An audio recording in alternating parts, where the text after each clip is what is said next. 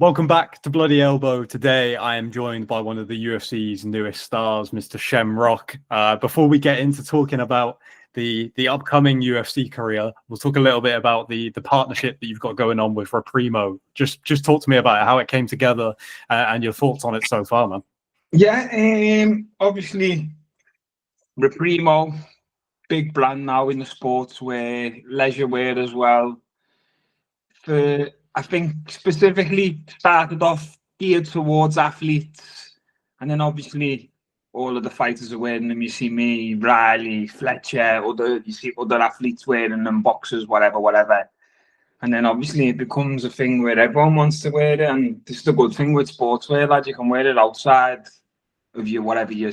For us, it's MMA, so we can wear it outside the gym, comfy, breathable, and I just feel like, for my brand, it was just a perfect partnership. It was a no-brainer. It made perfect sense. My last name's Rock. What more could I ask for, lad? So yeah, I think I've been with Reprimo now. It's been over a year, so it's been maybe. I'm a bit shit with dates, but I'd say if I was to guess, I'd say it's been about a year and a half, maybe 2 years. It's flown by. But yeah, everyone's going good. Obviously, go in JD, check on the rail yourself. You'll see. Value for price, quality, it beats everything out right now.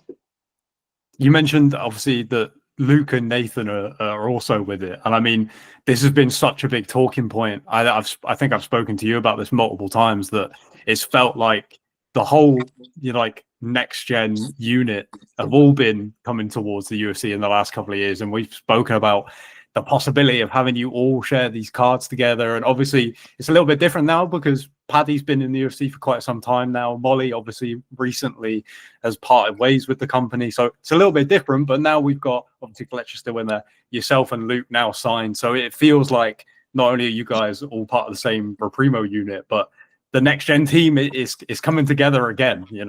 That's the dream, bro. The dream is to have a big card with all of us on it. Obviously, Paddy probably headlining it or co-headlining it, depending who else is on it.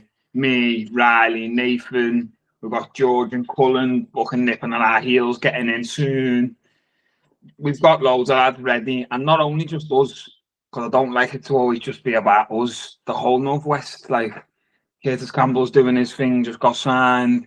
You've got Lerone over there. You've got Atiba. You've got whoever else coming through in that part of the country as well. So if you were to come up here and do a card, Liverpool, Manchester, the names you can put on the card, even just now from who's signed, never mind who else they could sign for the card.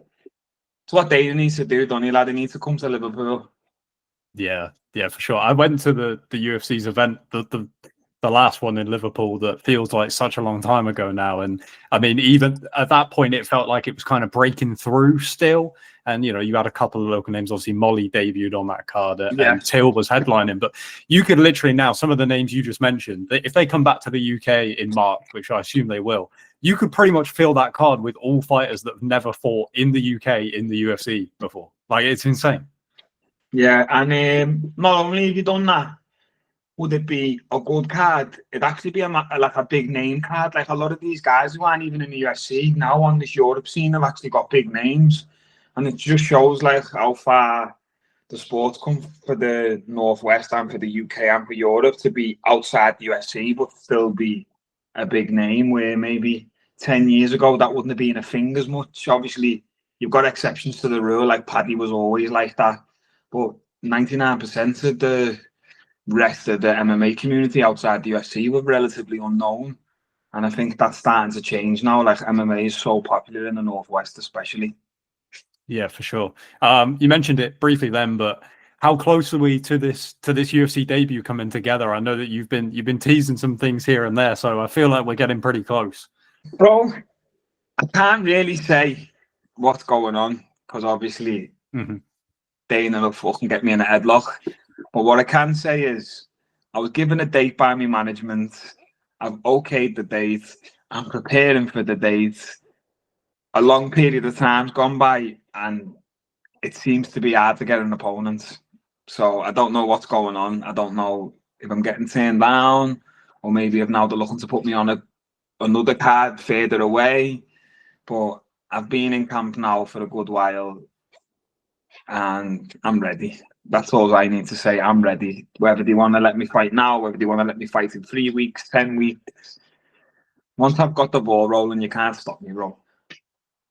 One of the things that people have been so excited about with watching you come through Octagon and the prospect of you coming to the UFC is, I think you have one of the most unique stories of any fighter around right now, but also it's been documented in the past already by Octagon. I think they did a good job of telling that story. There's going to be a ton of people, obviously, in the UFC who don't know that, who are going to get to hear that for the first time. Does that, to you, is it almost daunting to have to be like, I've got to go through this whole thing again of telling this whole story? Or I imagine there's also an element of pride, though, knowing how many people that's going to reach now that you're in the UFC. To catch 22, bro, because if I'm honest, me being genuinely honest, I hate it, lad. I just want to show up, fight, be left alone, not have to deal with any of the media obligations. But the other side of the sword is how many people reach out to me and say that, like, I've changed their life. I don't even know them. I get people coming to me all the time, people stopping me in the street. I get in a taxi, the guy turns around, tell me I saved his life. I don't even know these people, bro. So to not tell me story and to not spread the message, it's almost worse than spreading it. And it's like, it's almost like I got to sell a piece of myself, and that's the part I don't like. But it is rewarding when you get to hear the positive stories from people, how much you've helped them, how much you've changed their life. So it's one of them, and good and bad comes with it. One of the things that I feel like you've already proven that you do, which I imagine was a big draw for the UFC, is you said you'd rather just do the fight and do your job, but you do a great job of getting people excited for it and telling a story without needing to do all the extra stuff. You do it by yourself, which I think is what the UFC really want people to do. Yeah. I've spoken to you about this fight in the past, but I want to bring it back up again. The submission over Picorni is followed by one of the best post-fight interviews in the last few years. I hope that clip resurfaces before your UFC debut, because people need to see it. Talk to me about that moment, because it isn't just the history that you guys had, the reference to his former career, but also the fans in that huge arena are rooting for him. So for you to say that is not, the crowd aren't going crazy like, oh my God, he's just said this. What is it like to be in that arena and to deliver the right to remain silent line and get that reaction from people? So it's weird because there's some things that you can't really take in through the screen. You've got to be there to feel them. Yeah. 30,000 people, everyone in there booing me on the walkout. People like when I walk down that alleyway, everyone's there. Like, I can see everyone's faces, the saying shit, the throwing shit. So then to go in there, silence the crowd in his own back garden, it was nice, bro. It was a good end to the little beef between me and him. Obviously, getting to batter the police officer as well. That was the main plus. But like I was saying, the things that people don't see, like, I'm not shy and I'm definitely not scared. I know there's 30,000 people in there, and if they wanted to, they could all turn on me. But I'm still going to slag them anyway, lad. I can't help myself, bro, especially when I've got the adrenaline. And this is what people don't see. When we've come out the stage, we had a mass brawl, bro. Like, all of the crowd come over and just started, and then it just went off and everyone was just swinging and it just went left. That's the part that we can't let happen when we're in the fucking UFC and stages like this. But I never threw no punches. I had security on each arm, so it weren't on me. But yeah, when it comes to just selling the shows, selling the fights, honestly, bro, I'm not even trying. I'm just having fun. I'm just enjoying myself. It makes it a bit more easier to get to the fight. Like, the worst thing, I think, when I fight someone, when you fight that guy, lad, and the media ask him a question, he's like, yes, okay, respect, thank you. I'm like, bro, I don't even want to be here. I don't even want to fight this guy no more, bro. I feel to just pull out and stay in bed, lad. Why do I want to get out of bed and go and get kicked in the head by Paddy and them to fight this guy, lad? But when someone sells it backwards, yeah, they give it, there's a bit of venom, we have the back and forth. Lad, I go to training with a smile on my face, like, I can't wait to fucking punch this cunt up. But every fight's different, isn't it?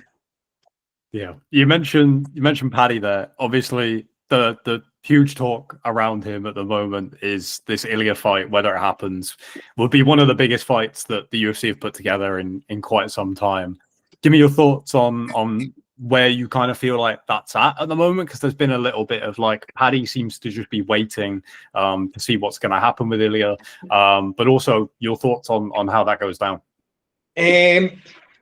What I think and what's really happening are probably two different things. I don't really know what's going on, but every day I look on Instagram, it's a new story and it's a new fight. It's Ilia versus Armand one day. It's Ilia versus fucking Paddy the next day. It's Ilia versus Gaethje another day. Khabib's coming back to fight Ilia. Islam's come. Like, I don't know what's going on, bro. But what I think personally, I think the UFC want Paddy to fight on the new Paramount deal. He's a big star. He's going to sell more pay-per-views than anyone. I think the first card of the year, it has to be Paddy. Ilia's another big star. Fucking Makhachev would have just fought, so does he want to fight again in January? Probably not. So for me, what makes sense is Paddy versus Ilia, but I don't know how the UFC think, or the UFC going to do Paddy co-main versus another lightweight and Ilia versus Justin. I don't know, so we'll have to just wait and see. I know Paddy's in the gym every day. He's sparring twice a week. He's training hard. He's in lifting twice a week. He's fucking getting his massages every week. So he's training for the purpose. So I think you will see him fight, but I just don't know who, where, when, why. That's a question for the baddie.